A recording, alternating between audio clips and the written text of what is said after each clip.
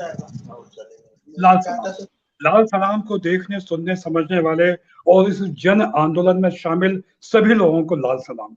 आज हम एक बड़े महत्वपूर्ण मुद्दे पर फिर एक बार आपके साथ बात करने जा रहे हैं।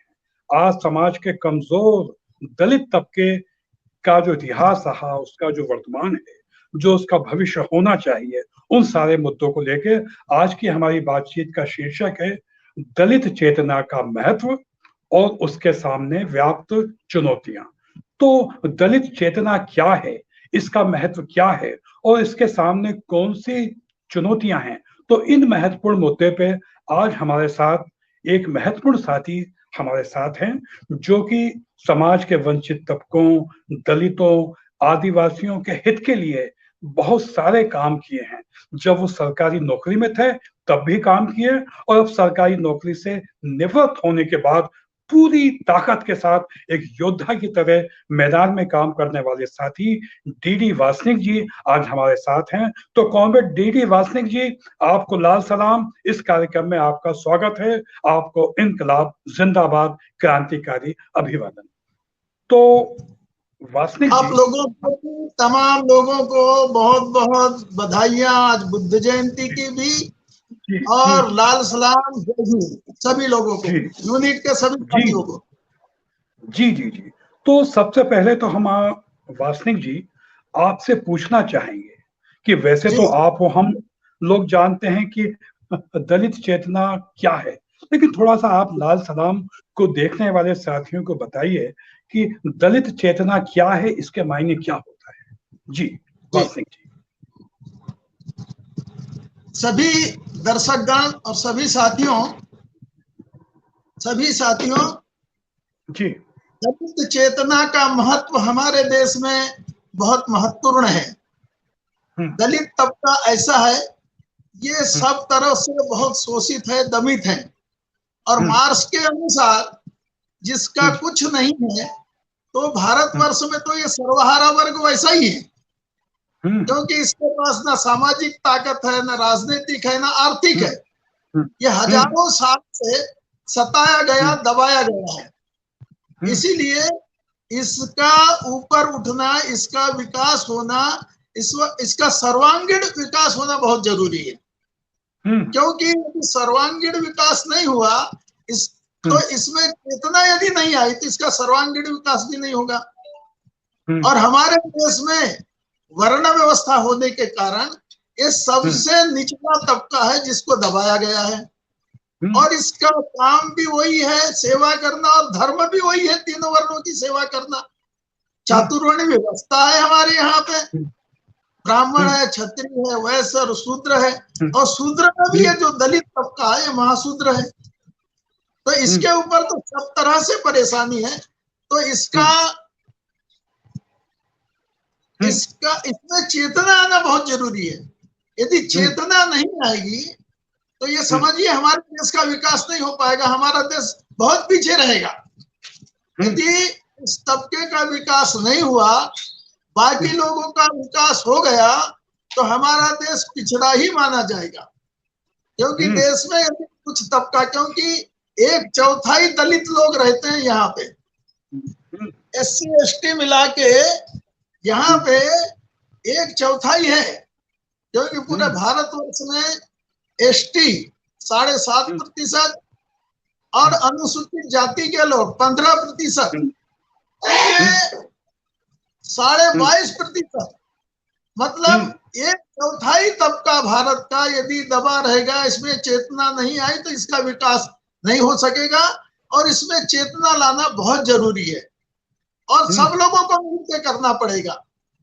क्योंकि अभी भी समाज व्यवस्था में जो पुरानी हजारों साल की कुरीतियां हैं, वो ही फैली हुई है सब जगह, चाहे वो शहर हो चाहे देहात में हो। सभी जगह दलित वर्ग को दबाए रखने का ही प्रयास किया जाता है, और इसका नाम इसीलिए दलित दिया गया है कि इसको दबाया गया है बहुत बुरी तरह से। ये दमित है, दलित है, भग्न किया गया हुआ है, बहिष्कृत है। इसका उत्थान होना बहुत जरूरी है, इसका विकास होना बहुत जरूरी है, और विकास तभी होगा जब इसमें चेतना आएगी। ये आपने बड़ी महत्वपूर्ण बात कही कॉमरेड डीडी वासनिक जी। इस वर्ण व्यवस्था ने समाज के कमजोर तबके को हमेशा सैकड़ों सालों से अपमानित और प्रताड़ित किया है।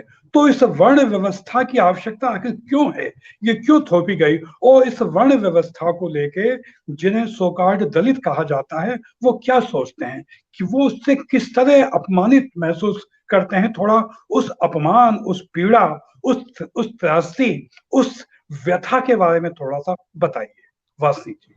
जी संजय जी, ऐसा है, हमारे देश में वर्ण व्यवस्था होने के कारण सैकड़ों सालों से इसके ऊपर बहुत से प्रतिबंध लगाए गए हैं। यहाँ तक कि जो पुराना संविधान है भारत का, जिसको मनुस्मृति कहते हैं, वो समाज के ऊपर लागू हुआ था। उसमें ऐसे ऐसे विधान है कि इसके साथ कैसे बैठना, कैसे नहीं बैठना, कैसे व्यवहार करना, कैसे इसके नाम रहेंगे, इनको कौन सा कार्य करना पड़ेगा, इनको कैसे तिरस्कृत करना पड़ेगा, इनके हाथ का पानी नहीं पीना है, इसके हाथ का भोजन नहीं करना है, इनको अपने दरवाजे से बाहर रखना है, अंदर नहीं आने देना है, और छुआछूत बरती जाती थी। अब तो ऐसा है कि भारत संविधान के लागू होने से ये पुराना संविधान की पूरी धाराएं नष्ट कर दी गई है, निर्मूल कर दी गई है। मगर समाज में अभी भी वैसा ही व्याप्त है। अनपढ़ लोगों के साथ तो है ही, देहातों में ये चीज है ही, मगर शहरों में भी पढ़े लिखे लोगों के बीच में भी ये व्यवहार है। आज भी यदि शादी ब्याह का मौका आता है और यदि कोई लड़का लड़की अंतर जाति विवाह कर लेते हैं, तो चाहे वह शहर हो चाहे देहात में हो, उनको बहुत प्रताड़ित किया जाता है और कहीं कहीं इनको बहुत मार पड़ती है, कहीं कहीं हत्या कर दी जाती है ऑनर किलिंग के कारण। तो ये ऑनर किलिंग क्या है? जातियों की श्रेष्ठता, कौन जातियों में सर्वश्रेष्ठ है और कौन निकृष्ट है। यदि निकृष्ट जाति से विवाह संबंध हो गया तो ऊंची जाति का आदमी, सवर्ण क्लास का आदमी अपने आप को समाज में अपमानित समझता है, और यही कारण है कि यहाँ पे भेदभाव उसके मानसिक स्तर पे पहुंच गया है। ये कह सकते हैं कि मानसिक गुलामी छा गई है लोगों के अंदर। तो ये मानसिक गुलामी से उबरना बहुत जरूरी है, क्योंकि भारतीय संविधान ने सबको बराबरी का अधिकार दिया है। जो भी इस देश में रहता है, चाहे जंगल पहाड़ में रहने वाला आदिवासी हो, चाहे समाज में रहने वाला जो दलित आदमी है, बहुत नीचे तबके का आदमी है, ये व्यक्ति और ब्राह्मण, क्षत्रिय, वैश्य सभी बराबर के होंगे, यह प्रावधान है। मगर अभी भी मानसिक गुलामी के कारण, पुरानी रूढ़ियों के कारण, हजारों साल की जो हमारे मानसिक स्तर पे जो व्यवहार किया गया है, वो उसके कारण ये समझिए कि अभी भी उसको दबाया जाता है, उसके साथ में भेदभाव किया जाता है। नहीं, आपने बहुत ठीक बात बताई कि आपने उस पीड़ा के बारे में खुल के बताया। सैकड़ों सालों से दलितों को शिक्षा से वंचित किया जाता रहा, लेकिन ज्योतिबा फुले, उनकी पत्नी सावित्री फुले और फिर बाद में डॉक्टर साहब भीमा साहब अंबेडकर जी ने दलितों की चेतना और शिक्षा के लिए जो कुछ महत्वपूर्ण काम किया, और फिर बाद में बाबा साहब ने तो ये तक सोचा कि जिस धर्म, जिस वर्ण व्यवस्था में सम्मान मिल नहीं सकता, उसको ढोने से क्या फायदा। हम सब जानते हैं कि 14 अक्टूबर 1956 को नागपुर में एक विशाल सम्मेलन में बाबा साहब ने 1 लाख लोगों के साथ हिंदू धर्म का त्याग करके धर्म परिवर्तन किया था। तो ये जो एक लंबी चेतना के विकास की यात्रा रही, ज्योतिबा फुले, सावित्री फुले से लेके भीमराव अंबेडकर जी, मैं चाहूंगा थोड़ा सा उस इतिहास को याद करते हुए आप कुछ कहें, उसके बाद हम उसके बाद के बातों पे बात करेंगे। जी वासनिक जी। कामरेड, ये दलित वर्ग को जो वर्ण व्यवस्था के नाम पे दबाया गया, जी, तो शुरू से ही दलित वर्ग के व्यक्ति इनके रहनुमा, इनके नेता चाहते थे कि इनको बराबरी का अधिकार मिले। इसीलिए जैसा जैसा टाइम मिला उस समय इस दलित वर्ग के लोगों ने इस वर्ण व्यवस्था के खिलाफ और बराबरी के लिए संघर्ष किया। हम देखते हैं कबीर साहब का आंदोलन, हम देखते हैं रविदास साहब का आंदोलन, हम देखते हैं घासीदास साहब का आंदोलन, हम देखते हैं दादी साहब का आंदोलन, हम देखते हैं गुरु नानक साहब का आंदोलन, विश्वेश्वरैया का आंदोलन। ये बहुत पुराने समय से अपने ऊपर थोपी गई जो सामाजिक दास्ता है, इसकी ये खिलाफत करते रहे ताकि समाज में समानता आए। मगर तथाकथित उच्च वर्ण के लोग जिन्होंने अपने पक्ष में धर्म ग्रंथ लिखा और बता दिया कि ये धर्म ग्रंथ ईश्वर द्वारा मान्यता प्राप्त है, बल्कि ब्रह्मा के मुख से ही निकले हैं वेद, तो उसके अंदर जो बातें हैं वो गलत हो ही नहीं सकती। इसके कारण समाज के हर तबके में ये बताया गया कि जो मनुस्मृति में लिखा है, जो वेदों में लिखा है, जो शास्त्रों में लिखा है, वही सब कुछ है, उसी के अनुसार होना चाहिए।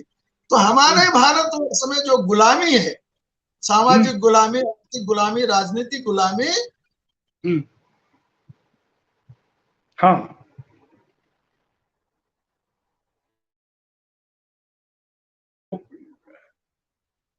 हाँ, तो मैं ये कह रहा था वासनिक जी, ये जो सामाजिक गुलामी का इतिहास रहा, ये बहुत पीड़ादायक है।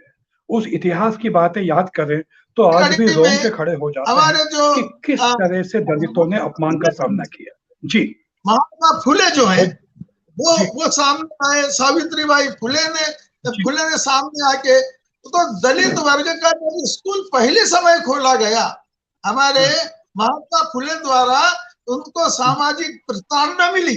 वो पिछड़े वर्ग के थे, माली जाति के थे, मगर उनको उनके पिताजी ने इस वजह से घर से निकाल दिया कि आपने दलितों को पढ़ने का इतना बड़ा पाप क्यों किया।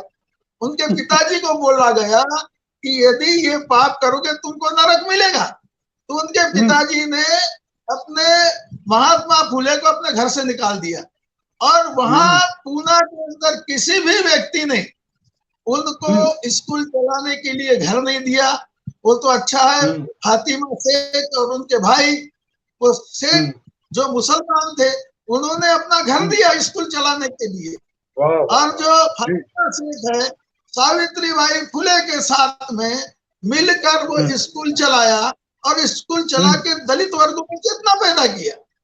तो उस समय की ये बात थी कि यदि दलित वर्ग को पढ़ाओगे, आगे बढ़ाओगे, उनके साथ में अच्छा व्यवहार करोगे, सही बात है। यहाँ इस स्थिति में लोग वैसे ही नरक में है, माने परेशानी में है, माने नरक में है। और नरक का बड़ा भयावह वो वर्णन किया गया है। यदि नरक में जाओगे तो बड़ी बड़ी कढ़ाइयां रहेंगी, उसमें तुमको तला जाएगा, तुमको काटा जाएगा, वो नरक है। और नरक भी ऐसा नहीं, रौरव नरक कहलाता है। उस रौरव नरक में आपको डाल दिया जाएगा।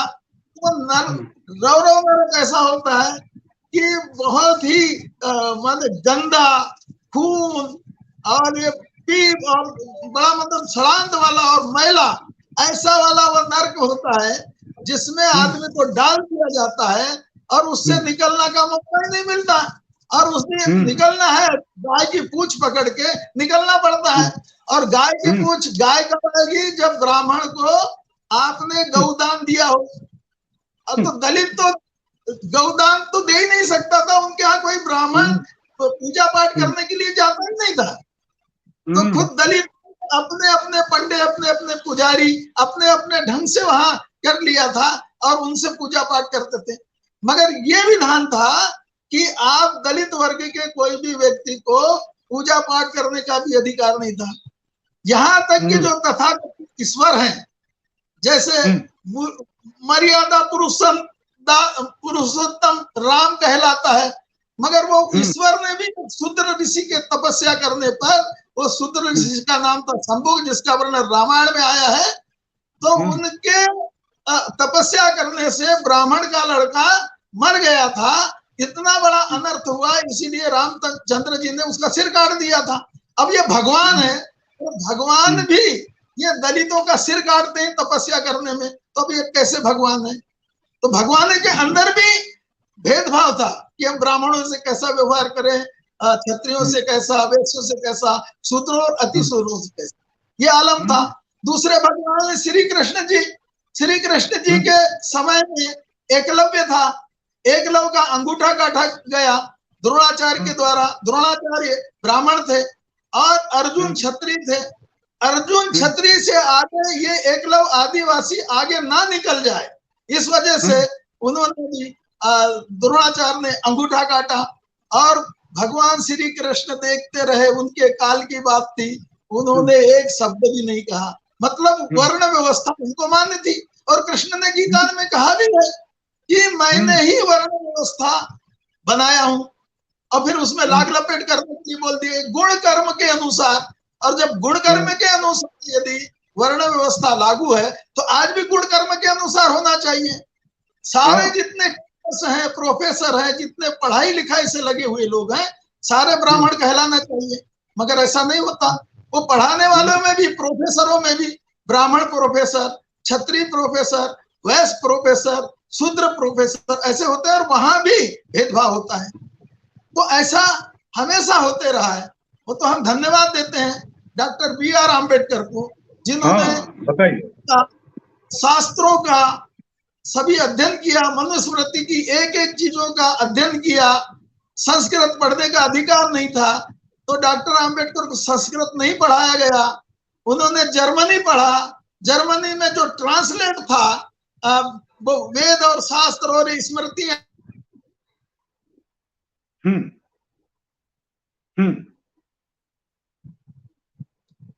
हाँ, तो आपने बड़ी महत्वपूर्ण बातें बताई। जो आप बात बता रहे हैं, ये दलितों के अपमानजनक जो बीता हुआ कल है, उसके बारे में आप बताते जा रहे हैं, और ये बातें सुनते ही रोंगटे खड़े हो जाते हैं। और इन बातों से चिंतित होके जो बात आती है, वही तो चेतना है। जी जी जी बताइए। जी। तो जो महापुरुष थे, उन लोगों ने बड़ा प्रतिरोध किया। जैसे कबीर साहब थे, उनको बताया जाता था कि वेद में लिखा है, शास्त्रों में लिखा है, मनुस्मृति में लिखा है, आपको मानना पड़ेगा। तो कबीर साहब ने बोले कि मैं कहता आखन की देखी और तुम कहते पोथन की देखी। अरे पोथी में जो लिखा है उसको हम क्या करेंगे? जो हम अपने आंखों से सामने देख रहे हैं, जो अन्याय अत्याचार हो रहा है, और वो सर्वशक्तिमान ईश्वर उसको दूर नहीं कर रहा है, तो हमारे तुम पोथी को हम क्या करेंगे? ऐसा ये चीज था। तो बड़ा संघर्ष किया। और डॉक्टर आम्बेडकर ने विशेष रूप से दलितों को राजनीतिक अधिकार मिलना चाहिए, ये शुरुआत किया। उन्होंने इंडिपेंडेंट लेबर पार्टी की स्थापना किया कि वो अंग्रेजों को बोला, और अंग्रेजों के जो उस समय प्रधानमंत्री चर्चिल थे, तो चर्चिल को बोला, मिस्टर चर्चिल, आपके देश की जितनी जनसंख्या है उससे ज्यादा भारत में हमारी दलितों की जनसंख्या है। इतनी बड़ी जनसंख्या जब गुलामी में जी रही है, तो आप कैसे नहीं आप हमको राजनीतिक अधिकार दोगे? हमको भी राजनीतिक अधिकार देना पड़ेगा, क्योंकि जब तक हम राजनीतिक अधिकार प्राप्त नहीं होंगे, जब तक हमको सामाजिक और आर्थिक अधिकार भी प्राप्त नहीं होंगे। इसीलिए हमको राजनीतिक अधिकार दीजिए, और आजादी आर्थिक भी हो, सामाजिक भी हो, और राजनीतिक भी हो। और गुलामी कहने से हमको अंग्रेजी की गुलामी से मतलब नहीं है, हमको तो अंग्रेजों की भी गुलामी से मतलब है। और जो भारतवर्ष में सवर्ण लाभी है, जो कि हमको नीच कहते हैं और हमको दबाते हैं, इनसे भी आजादी चाहिए। इसीलिए जब भारतवर्ष की आजादी हो, तो उसमें दलितों की, आदिवासियों की, पिछड़े वर्गों की क्या स्थिति बनेगी? उनको पूर्ण स्वतंत्रता मिलेगी कि नहीं? ऐसा तो ना हो कि अभी आप हो, आप यहाँ के मालिक हो, राजा हो, तो हम कोई भी शिकायत होती तो आपके पास में देते हैं, थाने बने हैं, तो आप जाके हिंदू जो तथाकथित उच्च वर्णी है उनको आप डांटते हो, आपके ऊपर कार्रवाई होती है। मगर जब आप हमारी बात नहीं करोगे और जब स्वतंत्रता सवर्णों के हाथ में चली जाएगी तो उसमें उनका पूरा शासन हो जाएगा। जैसे वर्तमान समय में मोदी सरकार हिंदू राज स्थापना की, राम राज लाने की बात कर रही है, तो ऐसा यदि सवर्ण हिंदुओं के हाथ में राजनीतिक सत्ता आ जाएगी तो दलितों के साथ जो भी अत्याचार हो रहे हैं उससे ज्यादा अत्याचार होंगे, क्योंकि उस समय उन्हीं का राज होगा। आज तो आपका राज है। और उन्होंने बताया कि दलित जो है दोहरी गुलामी से ग्रसित है, एक अंग्रेजों की गुलामी से, दूसरा सवर्ण हिंदुओं की गुलामी से, और हिंदू केवल अंग्रेजों की गुलामी से ग्रसित है। हम दोहरी गुलामी पीड़ित हैं। इसलिए जब देश स्वतंत्र होगा तो हमारी भी उसमें क्या हिस्सेदारी होगी, इसका लिखित अनुबंध होना चाहिए। इसीलिए 1935 में इंडिया एक्ट बना, उनमें कैसे दलितों को और क्या होगा वैसा उसका समावेश हुआ। इसके पहले भी 24 सितंबर 1932 को एक पूना पैक्ट हुआ, गांधी जी और डॉक्टर अम्बेडकर के बीच में। डॉक्टर अम्बेडकर चाहते थे कि इनको राजनीतिक सत्ता मिले, परंतु गांधी जी चाहते थे कि इनको राजनीतिक सत्ता की जरूरत नहीं है, क्योंकि हम हिंदू हैं, सबका प्रतिनिधित्व करते हैं, हम दलितों का भी प्रतिनिधित्व करते हैं। मगर जब हमारा शासन आ जाएगा तो हम इस देश में जितने रहने वाले हैं, घुमंतु जातियां, आदिवासी जातियां, अनुसूचित जातियां, ये जितने भी दबे कुचले लोग हैं उनको हम फ्री कर देंगे, स्वतंत्र कर देंगे। मगर इसमें डॉक्टर अम्बेडकर की सोच अलग थी। वो कहते थे कि जब सवर्ण हिंदुओं के हाथ में पूर्ण सत्ता आ जाएगी तो हमारी मुक्ति उसमें नहीं होने वाली है। इसीलिए डॉक्टर अम्बेडकर ने राजनीतिक अधिकार लेने की बात किया, तो गांधी जी ने आमरण अनशन कर दिया। और यवर्धा में जो अपना यवर्धा जेल पूना में जो है, तो उसमें उन्होंने अनशन कर दिया। जब डॉक्टर अम्बेडकर और हिंदुओं के प्रतिनिधि और गांधी जी के बीच में समझौता हुआ कि हम इस देश के जो दलित लोगों को क्या क्या सुविधा देंगे, क्या क्या नहीं देंगे, ऐसा हुआ। मगर राजनीतिक अधिकार मत मांगो, ऐसा हुआ। डबल वोट का अधिकार हुआ था उस समय। डबल वोट का मतलब एक ही कॉन्स्टिट्यूंसी है, उसमें 2 एमएलए होंगे, 2 सांसद होंगे, एक सामान्य जाति का होगा और एक जहां बहुल क्षेत्र है उसको नोटिफाइड कर दिया जाए, देखा जाए, और उसमें उसी पर्टिकुलर दलित जाति का व्यक्ति चुनाव लड़ेगा। और वो जब जाएगा वहां पे तो वो उनका सच्चा प्रतिनिधि होगा, वो अपनी बात रखेगा, अपने वर्ग के लिए पूरा आगे बढ़ाने की कोशिश करेगा। इसका विरोध गांधी जी ने किया था। इसीलिए जो डॉक्टर अम्बेडकर फॉलोअर्स हैं और जितने बुद्धिस्ट लोग हैं, ये गांधी जी के इस बात को आज भी विरोध करते हैं। और आज भी बात मान ली जाती तो जो भारतीय जनता पार्टी के एमपी और एमएलए चुन के आ रहे हैं और ये आरएसएस के लोग ये बोलते हैं कि भारतीय जनता पार्टी तो सबसे अच्छी, क्योंकि इनके सबसे ज्यादा एमएलए एससी एसटी के भारतीय जनता पार्टी के हैं। तो ये उसी का परिणाम है जो उस समय हुआ था। तो इसीलिए कामरेड, राजनीतिक उनमें चेतना और राजनीतिक अधिकार प्राप्त करना बहुत जरूरी हो गया। और वो डॉक्टर ने लिया और वो चुनाव भी लड़े और फिर उनको बाद में जाके संविधान बनाने का मौका मिला। संविधान बनाने का मौका मिला तो फिर उनके सामने बस ब्राह्मण ब्राह्मण नहीं रहा, छत्री छत्री नहीं है, वेश वेश नहीं, शूद्र पुत्र नहीं। तो मानव जिसने भी भारतवर्ष में जन्म लिया है, जो भी यहाँ रहते हैं, सबका उसमें समान अधिकार होगा। और जिनको हजारों सालों से सताया गया है, धर्म के नाम पे प्रताड़ित किया गया है, उनको विशेष सुविधा देंगे। इसी का नाम हुआ आरक्षण। तो आरक्षण की तो आवश्यकता है, तो माने हर क्षेत्र में उनका आर्थिक क्षेत्र में प्रतिनिधित्व हो, उनका सामाजिक क्षेत्र में प्रतिनिधित्व हो, उनका राजनीतिक क्षेत्र में पूरा प्रतिनिधित्व हो। ये आरक्षण का जो खिलाफत करते हैं लोग ना, ये प्रतिनिधित्व के सवाल से ही मतलब उनको देने से इनकार करने वाली बात है। तो आरक्षण का विरोध किया नहीं जाना चाहिए। जब आपने सवर्ण लाभी ने जब हजारों साल से इनके ऊपर अत्याचार ढोए और आपको विशेष अधिकार था, पढ़ने पढ़ाने का अधिकार ब्राह्मण को था, और सब लड़ने का और राजकाज करने का क्षत्रियों का था, पूरा धन और व्यापार करने का वैश्यों का था, और शूद्रों का तो इन तीनों लोगों की सेवा करने का था। हजारों साल से इन्होंने सेवा किया। तो अभी जो विशेषाधिकार मिले हैं आरक्षण के नाम पे, उसका यदि सवर्ण लाभी और देश के लोग विरोध कर रहे हैं तो ये बहुत माने बहुत चिंतनीय बात है। और खुशी की बात यह है कि जितने भी वामपंथी लोग हैं, जितने भी प्रगतिशील लोग हैं, वो आरक्षण का समर्थन करते हैं। जितने कम्युनिस्ट लोग हैं वो आरक्षण का समर्थन करते हैं, क्योंकि आरक्षण के कारण वो बढ़ रहे हैं। 1950 के पहले शासन प्रशासन में इनकी एक भी भागीदारी नहीं थी, मगर आज हम देखते हैं तो दरोगा भी एसटी का मिल जाता है, कोई कलेक्टर भी एससी का मिल जाता है, कोई कमिश्नर भी इस क्लास से मिल जाता है। तो इससे दबाव बना है, समानता की स्थिति बन रही है। इसलिए जो लोग भी आरक्षण का विरोध करते हैं वो बहुत ज्यादा गलत कर रहे हैं, दकियानुसी हैं। वो पुराने पद्धति को इनडायरेक्ट रूप से समर्थन करते हैं, ऐसा मानना चाहिए। आपने बिल्कुल ठीक कहा कि इस सामाजिक न्याय की भावना को रेशे रेशे तक पहुंचाने के लिए आरक्षण की आवश्यकता है।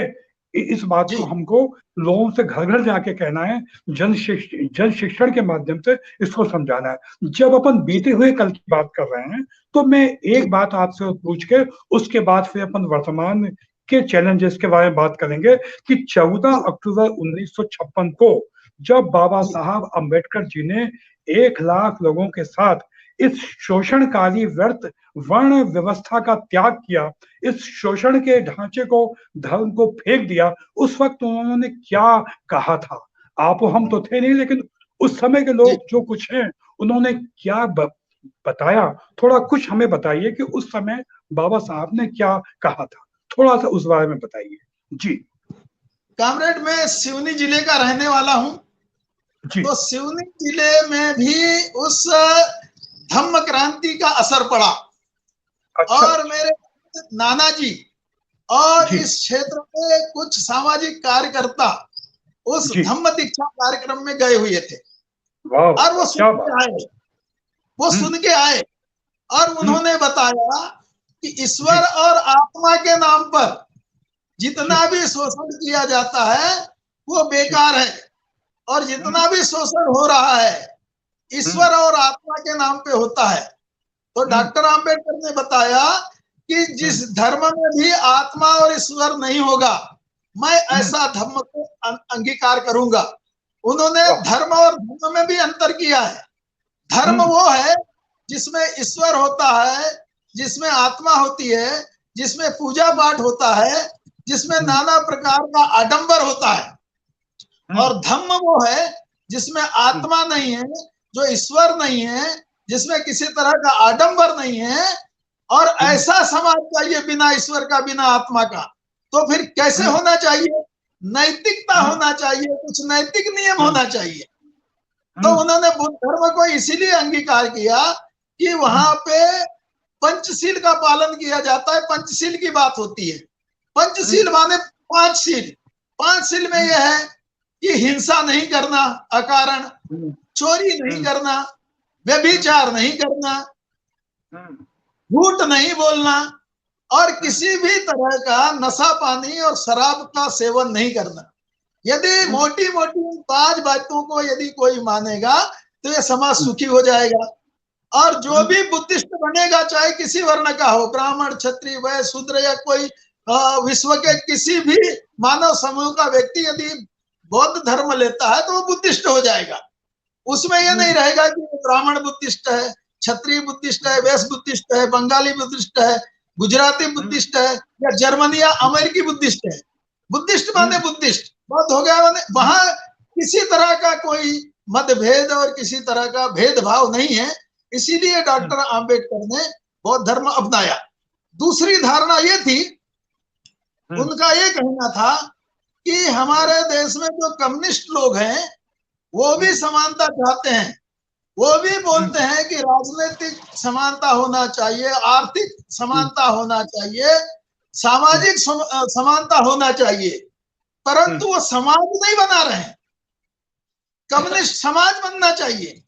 मगर मैं देखता हूं, डॉक्टर आम्बेडकर का कहना था, मैं देखता हूं कि कम्युनिस्ट समाज नहीं बना है, मगर बुद्धिस्ट समाज बना है। जब बुद्धिस्ट समाज बनता है तो एक परिवार जब बुद्धिस्ट बनता है तो उसके सारे के सारे लोग बुद्धिस्ट होते हैं, और वो सारे के सारे कोई भेदभाव नहीं मानते, कोई आत्मा ईश्वर नहीं मानते, कोई आडंबर नहीं मानते, कोई पूजा पाठ वाली बात नहीं रहती।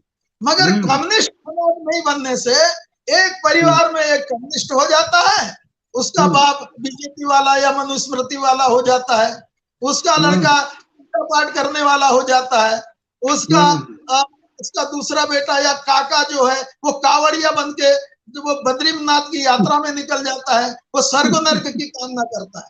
तो यहाँ कम्युनिस्ट समाज नहीं बन पाता। कम्युनिस्ट हो गया एक ही घर में विभिन्न विचारधारा काम करती है, रूढ़िवादी विचारधारा काम करती है।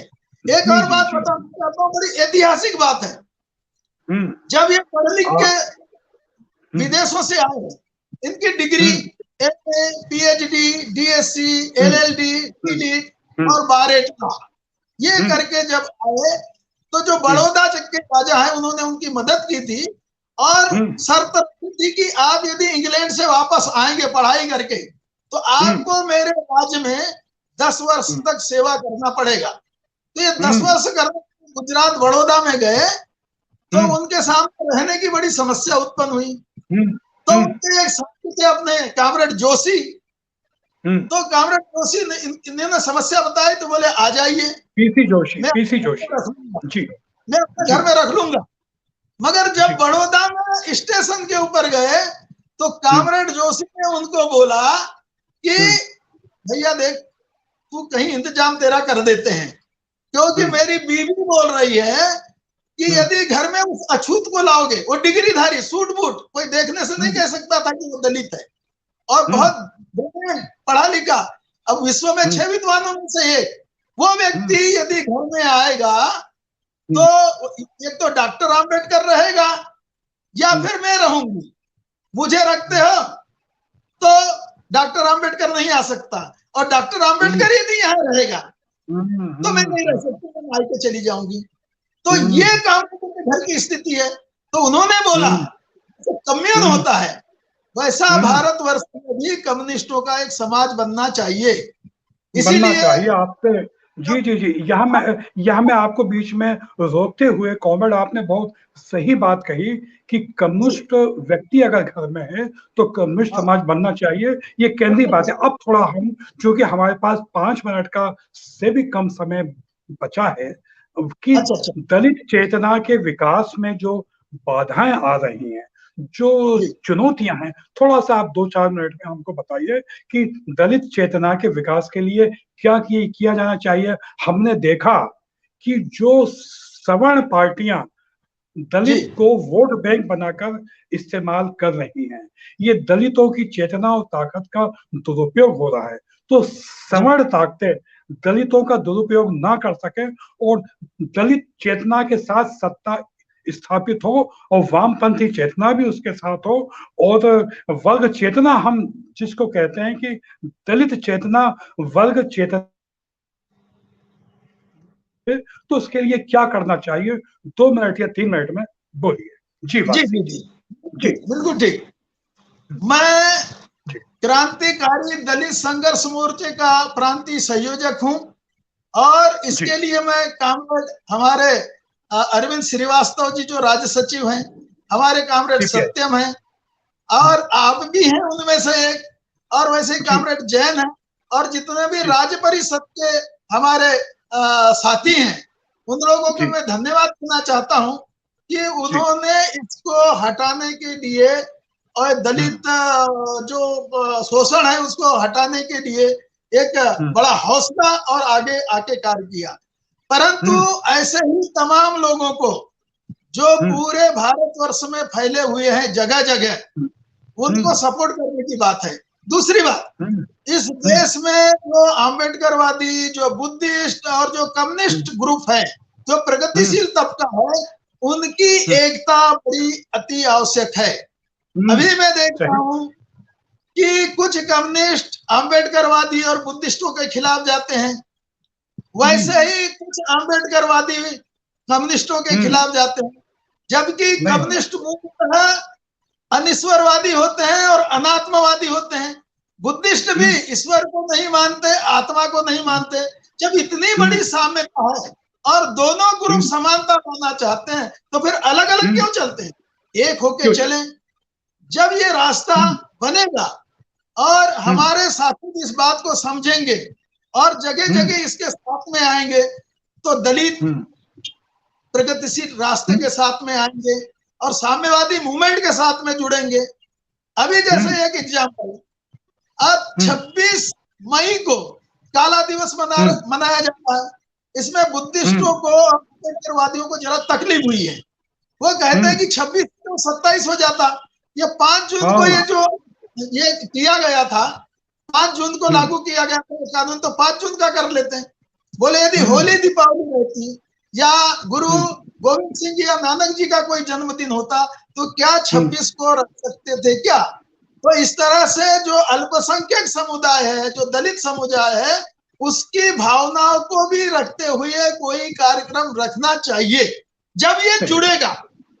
मगर हम ये सीधे सीधे इनको इग्नोर करते हुए चलेंगे तो काम नहीं बनेगा। इनकी भी भावनाओं की कदर करते हुए जो भी हम आगे कार्यक्रम बनाए, इनके साथ में मिलके बनाना पड़ेगा, इनको भी देखते हुए बनाना पड़ेगा। जब भारी संख्या में लोग साम्यवादी दलों में, साम्यवादी विचारों में साथ में आएंगे, जब दलितों का और साम्यवादी ग्रुप का ऐसा सामूहिक रूप से एक चेतना विकसित होगी और इस देश से दलितों का, शोषितों का, पीड़ितों का, दबाए गए का और जितने सर्वहारा लोग हैं, इनकी एकता बनेगी और ये शोषण समाप्त होगा।